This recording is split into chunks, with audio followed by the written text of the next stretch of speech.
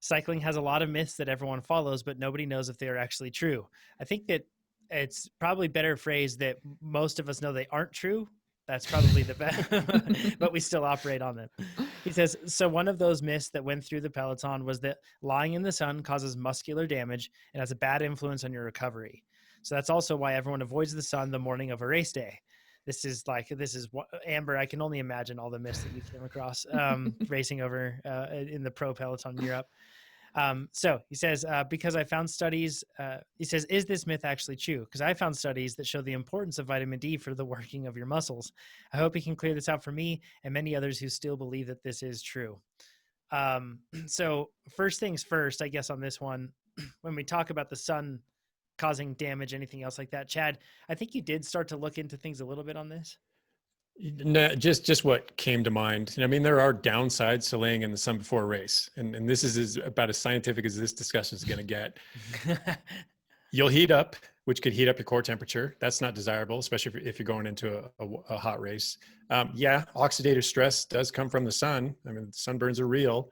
And just laying in the sun for long periods of time, chronically, day in, day out, probably would have some impact, but a little bit before the race probably isn't going to affect your race performance. Yeah, this is like so yeah, you killer tans and all that you would get with doing it day after day. That's one thing. This is a really different thing that we're talking about. There's no muscle damage. I mean, I could dig into that, but I think it would be a fool's errand. I don't know that I'd find much.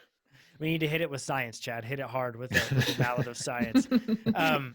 I thought that this is a great opportunity to talk about. So first of all, Thibaut, you are granted. You do not have to live like a vampire before the race. Yeah, exactly. Don't worry about it. But let's get in. This is a great opportunity to dispel a bunch of ridiculous myths. And if you're watching on YouTube right now, let us know what ridiculous myths you've heard, because this will be a fun one. So I guess the first thing that I've thought of, actually, Chad, you brought up this one, I think, right? The showering one. Yeah, this was the most ridiculous one I think I've heard ever. Was back in the European peloton, I don't know, 20, 30 years ago, they wouldn't let junior riders shower after races because they believed it would hydrate their skin and increase body weight. And I heard that too many times to just believe that it came from a single source. This was maybe not widespread knowledge, but at least a few people talked about this. It's ridiculous. Only the fast guys did it. They were, yeah. If you're not this fast, you don't get to shower. There's a correlation between like body odor and performance, apparently. There we go. That's how it's measured. Amber, you brought up an awesome one. Oh, so this one doesn't apply if you're vegan, we'll say that. But one of the myths that I heard was that if you eat meat, you should only eat fast animals because that'll make you fast. So you want to avoid beef, for example, because cows are not fast. Chicken would be a better option because chickens are faster. You are what you eat. Only. That one's real. That one's real. Oh my gosh. I hear that one all the time and actually joke around. So a good friend of mine, he used to work here and he's like a musclehead gym bro. And whenever he was lifting things and getting huge and talking about how huge he was getting, and then he'd go through periods of time where he was super depressed because his gains weren't high enough. And I'd always be like, "You're clearly not eating strong enough animals. Like when was the last time you ate an ox, right? Like you need to eat strong. Don't eat a fish. Come on, eat a strong. So but yeah, that's I've heard that one too. It's ridiculous. Another one too is like I feel like with weight in general, we put way too much emphasis on weight, whether it's on our bodies or the bike. Now, it absolutely does have a difference, like an impact on performance. I'm not saying that it doesn't, right? But we overemphasize its impact on performance, I think. One of the ways that you can do this and to kind of verify the very thing is go into Best Bike Split and throw in your weight, throw in a race scenario, and then change your weight by a pound and see the difference. It's not as dramatic as you think. It doesn't make you fly up hills when your bike is 1 pound lighter, right? And a bigger deal, I think, that we don't focus on, we're like trying to shave grams and everything else. And then what we do is we put a saddlebag on our bikes. And so, but it's fine to carry those things, but we put it up high. And I swear there's no better way to make your bike feel like it weighs 10 pounds heavier than to put weight further away from its center of mass, right? Especially up on top of the saddle. When you get out of that saddle and you start to, pedal your bike and it's wagging back and forth, it feels so much heavier. So that's like, in many cases, don't worry as much about losing the weight. What you can do is just try to redistribute the weight so everything is more centrally located. Maybe use one of those little straps and carry things down towards your bottom bracket. Maybe you put it on your body, something like that. But weight doesn't matter as much as we think. So this is what I'm taking away from this, more drillium the further away you are from the bottom bracket. Yes, exactly right. Yes. Okay. Yeah. Drill everything. Yes. Yeah, exactly. Shaving legs is a big one. Like, don't shave the night before the race. Have you heard that one, Pete? Yeah, this one definitely hit really hard right when I was first started cycling, and to this day I still don't shave the day of the race. And it's not because I believe this is true, but because I've trained myself that the hair growing through my skin takes energy, and that's energy I need to use for the bike race. This is like the rules and habits thing right there. You've built a habit. The rule doesn't exist, right? But yeah, the rule's fine, but now I think you're using mental energy to shave on the day of the race, when I would rather pack that mental energy into the day before or 2 days before. And then that way I'm saving mental energy by shaving. But I hope that outweighs the energy that my hair is using to grow. To be clear, it isn't hard for your hair to poke through the skin, and that doesn't take away from your watts. Yeah, we're joking about that. Another one too, like Chad, you want the fixed gear thing? I've heard that all the time. Yeah, man, that was part and parcel of every base training season up until probably still is actually. People believe that it's absolutely necessary that you spend time training in the early season on a fixed gear bike so that you could be forced into slow spins, forced into quick spins, and you get better at both. And to some extent that's true, but the fixed gear aspect of it isn't necessary. If you want to simulate this in an effective manner, just go put yourself in a single gear and don't shift all day. But if you put yourself in a fixed gear, the bike is helping you perform part of the pedal stroke that you should be responsible for.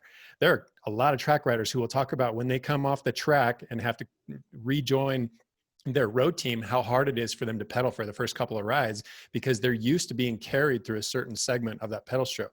It's apples and oranges. They're very different things. Yes, your legs are still moving in circles, but they don't have to do a certain portion of that of the work that takes place when you don't have the assist of a fixed gear bike. Yeah. Yeah. I think there's some translational benefits, but it's not something where, like, if you don't ride a fixed gear bike, you'll never have a good pedal stroke. It's just the translational benefits are working yourself at unique cadences, right? The ones outside of your normal realm. Yeah, which can be achieved without fixing the gear. Yeah. Yeah. Along those lines, and I'm jumping down a list, but big ring training, like, oh yeah, during my base season, I just stay in the big ring. That's like all I do. Chain That's how you get big legs. Yeah. Chain on the right. Put it in the dog. Yeah, put it in the dog. It's the only way to get big legs is actually to have a big chain ring. Total myth. Ride at the cadence that you plan to implement on race day, right? Like, that's like, and be comfortable with a wide range, because stuff happens in my chain. Yeah, practice the unfamiliar ones, but you don't have to do it on a fixed gear. We should probably talk about leg warmers, Pete. Yeah, so I think there's two different coins that involve leg warmers, and everybody knows you never win a race with leg warmers on. So either you take them off midway through the race, or you don't wear them at the beginning. Or you just plan on not winning. Well, yeah, if you're wearing leg warmers, everybody knows you're not going to win. So you're throwing away your race right then and there. So you throw them off the scent. Yeah, but then they'll see you taking them off because it's physically impossible to win the race while wearing them. So everybody will see. Imagine Pete attacking and winning a race with leg warmers. Imagine that. Yeah. Can't be done. Can't be done. So I do think there's something to be said for the tougher you are, and like if you don't wear gloves, you don't wear leg warmers, you are there to race and you're tougher and a better cyclist, which is not true. I've seen people win races with leg warmers. I've seen people win races with gloves. It does. Some people like different things and operate at different temperatures, but you're totally fine. I do think it's possible that you could lose the race if you wear your socks over your leg warmers. This is an important issue we should cover. It's quite divisive here. I think it depends on the sock. Personally. Yeah, what color is your sock and what color is your leg warmer? Very, Yes. very important. And shoe, really. Yeah. But if you wear your leg warmers under your socks, getting those leg warmers off in order to win the race is going to be that much tougher. And what about shoe covers? Don't you dare bring up toe covers. Yeah, that's too much. There's so much snobbery in this sport. It's amazing, right?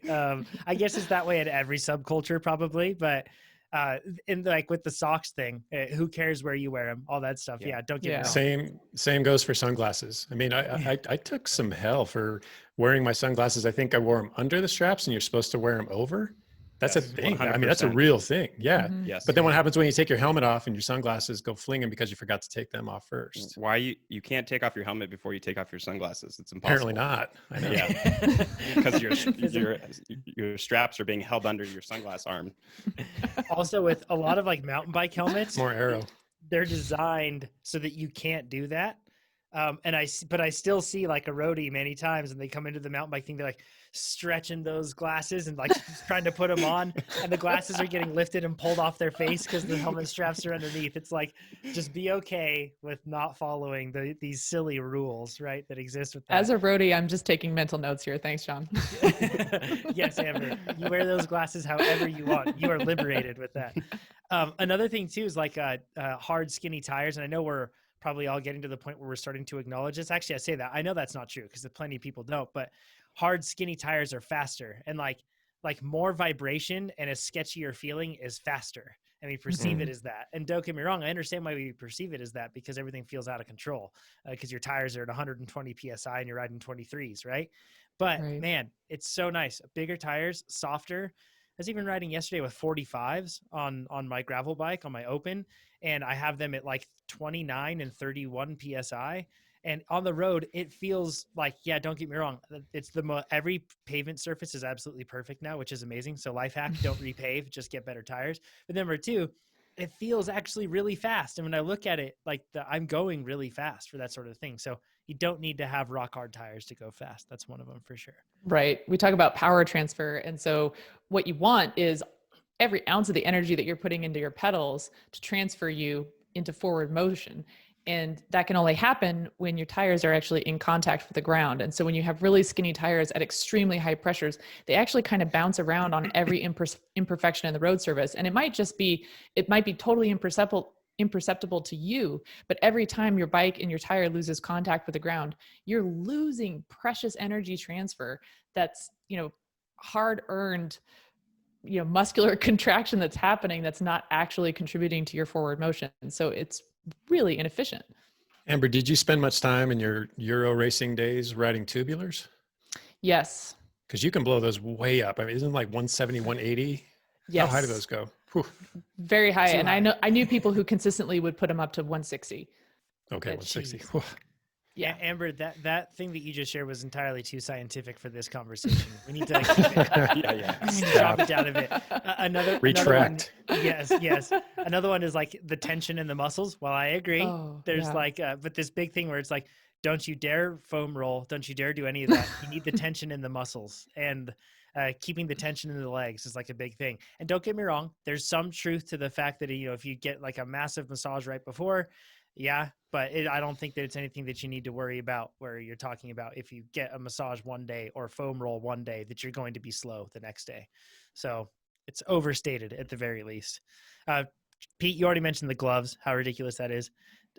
Chad, the stems. That's a good one to go. Yeah. Yeah, I had the good fortune of being alive when the lower you could get your stem, the better you are, or the more Euro Pro, whatever term you want to throw at it. But slam that stem in all cases. Get it as low as possible. Yeah, there's a my website. back hurts. Yeah, there is actually. There's a product called Slam That Stem Head Cap, and I am absolutely guilty of buying it. So. But yeah, it's like my back hurts and my pelvis can't even sit onto the saddle, and I can't find a saddle that I like, but my bike looks super sick. So they had a stem for a while that would allow you to go lower than your head tube would actually allow. Remember that look stem? It was really funkily shaped. Oh yeah. I raced against a guy in a time trial who was, his bars lined up with the middle of his head tube. And I thought, whoa, that guy's going to be fast. Yeah. Turns out he was, but I don't think it's because the stem was slammed. Yeah. I've got a bone to pick with Pete on this next one. So saddlebags, and some people are like you show up with a saddlebag on your bike, and some people are just like, what are you doing? You know, they're like, you have to have that stuff somewhere else. No, pros don't ride with saddlebags. Well, none of us are pros, so it doesn't matter. And even if a pro rides it on, and many of them do. Amber, you were a pro. Did you ever ride with a saddlebag? Yep, all the time. How dare she, right? So and then so I actually got a handlebar bag because I got a gravel bike, and when one buys a gravel bike, one buys a handlebar bag. I It's thought what it just you do. came with it. Doesn't it come with them? It didn't. I know. It's the only way they Crazy, sell those right? things. Yeah. So I got one with all the intent of carrying awesome things like burritos in there. And Pete, you hammered me for getting a handlebar bag. Yeah, It's terrible. I'm not one over yet. I've never used one, so I can't say. I'm probably missing out on something. You are. But it's a terrible place to put weight on a bicycle. That's what I is think. right between your handlebars. Why don't you put it somewhere else? Like I would even go frame bag over handlebar bag. So I'm just saying I don't want to use any science in this conversation, but I would wear a jersey and a vest and stuff all my pockets with the same things, burritos and tall cans and anything. Ooh. Snack in- vest. Fanny Yeah, pack. snack vest A instead snack of vest. having a handlebar bag. But I want to ride with you with the snack vest and make sure the pockets are like easily accessible, so we can just like pick off Cliff bars while he rides along. well, since we always bring extra snacks for our friends, we're gonna be okay. Yeah, totally fine. Another one that cycling causes infertility. That's like a just big. hard no. Hard no. Yeah. I mean, show me any research or science on that. Just no. Yeah, stretching before a race. Don't you dare do it. Once again, you need to be fast like a cheetah. Cheetahs don't stretch, so why would you stretch, right?